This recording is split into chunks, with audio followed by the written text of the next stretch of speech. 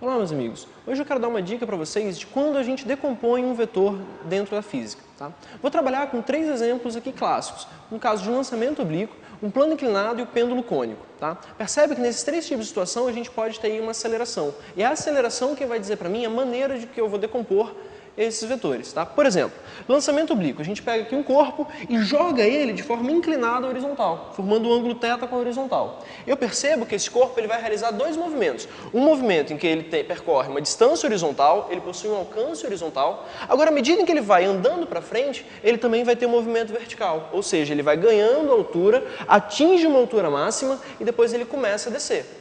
Dessa forma, a velocidade não pode ser constante. Afinal de contas, esse vetor velocidade vai estar mudando de acordo com a trajetória. Isso acontece por causa de uma aceleração, que é a aceleração da gravidade. Então a gente conhece a aceleração desse movimento. Percebe que essa aceleração da gravidade está vertical. Como ela está vertical, eu vou decompor o movimento em 2 eixos. Um de acordo com a aceleração e um outro eixo perpendicular a ela. Sendo assim, eu vou ficar aqui com 2 componentes. Uma componente vertical, como eu disse para vocês, olha lá, ó, que é a componente paralela à aceleração, que eu vou chamar de V0y, porque está no eixo y, no eixo vertical, e uma outra componente no eixo x. Quando nós analisamos agora esse movimento por esses 2 eixos, a gente vai avaliar o seguinte: percebe que a aceleração está justamente no eixo vertical? Então, esse movimento no eixo y é um movimento uniformemente variado, porque tem uma aceleração constante. Já o movimento no eixo x, ele não tem aceleração. Consequentemente, eu vou estar trabalhando com movimento uniforme. Como eu trabalho com 2 componentes, eu preciso relacionar as componentes com a velocidade original. Ou seja, tem que usar seno ou cosseno para relacionar esses componentes. Se a gente pegar o V0x está colado nesse ângulo. Então, eu vou trabalhar com a função cosseno. Em contrapartida, o V0y está aí separado do ângulo. Como ele está separado do ângulo, eu vou trabalhar com a função seno. Essa é a maneira, então, que a gente decompõe esse vetor de acordo com a aceleração. Agora, vem comigo para um outro caso, o caso de um plano inclinado. Imagine, então, um skatista descendo uma rampa, descendo em um plano inclinado.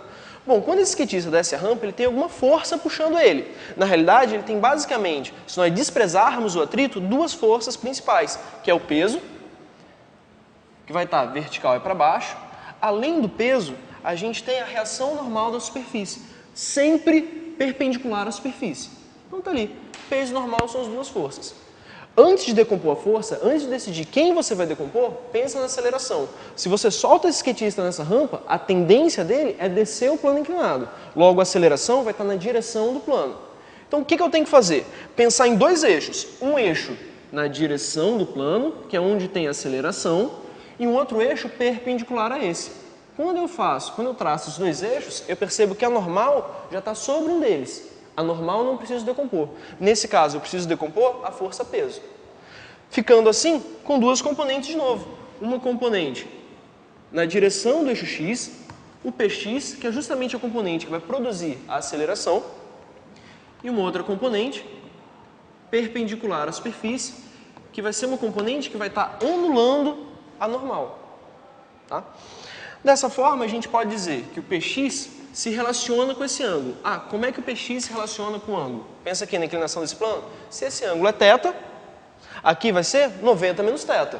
Consequentemente, esse θ aparece entre P e PY. Percebe que está separado? Olha o px separado do ângulo. Como ele está separado, P seno de θ.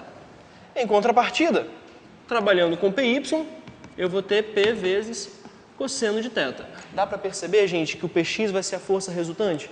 Por isso eu estou decompondo onde tem aceleração, porque a força resultante tem que estar na direção da aceleração. Pega outro caso agora, o pêndulo cônico. Bom, se você pensar no pêndulo cônico, agora esse camarada está realizando um movimento circular. Pendura um corpo pelo fio e deixa ele girar aqui, ó, nesse fio. A gente vai ter forças atuando sobre ele, só que a gente tem que lembrar, é uma trajetória circular. Se é uma trajetória circular, você precisa de uma resultante centrípeta, uma resultante que faz o corpo fazer a curva. Só que a gente não desenha ela. O que eu vou desenhar são outras forças que fazem o papel dela.